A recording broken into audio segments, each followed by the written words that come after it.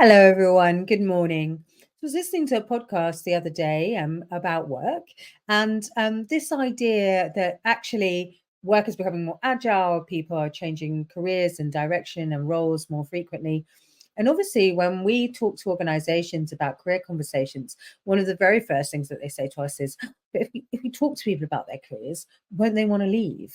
And actually, I know that a career conversation is a massive engagement tool.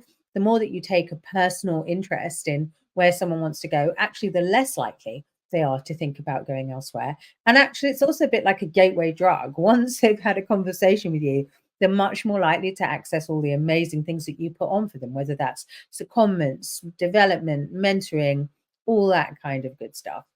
However, it is the case that we are more mobile, and the equation says that we do our best work when we hone in on our sweet spot.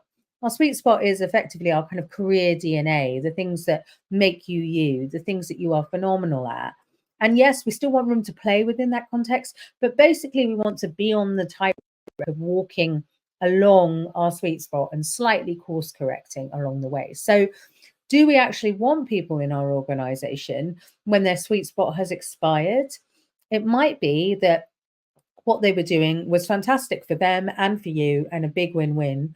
But for a variety of reasons, the role has changed, the need has changed, the opportunity has changed. And you may well be able to find another place for them to be. And the equation helps you to quickly know what that might be for them. But equally, you may not.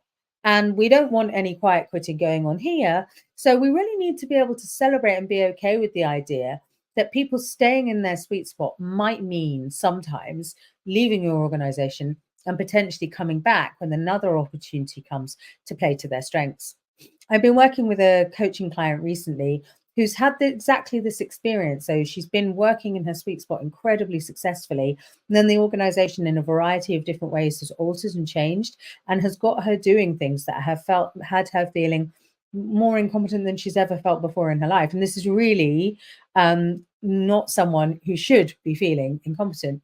And I can really relate to that too. You know, sometimes as an entrepreneur, you're put in a position where you do need to do things that you really aren't that good at. And very, very quickly, your motivation, your morale, your confidence, your sense of self goes down. And so I found it very important to be able, as much as I can, to delegate or at least get advice and support from other people who are much better at that particular thing than I am. So my thought for today is really this.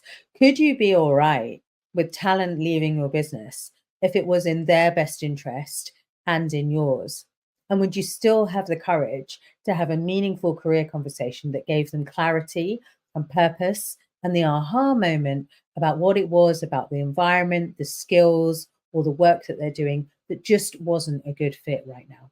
So I'd love to hear your thoughts on this. Have you ever been in this position? Have you ever coached anyone who's been in this position? Have you ever had someone come back to your organization because an opportunity now exists that is in their sweet spot? I'd love to hear more from you about it, and have a lovely day.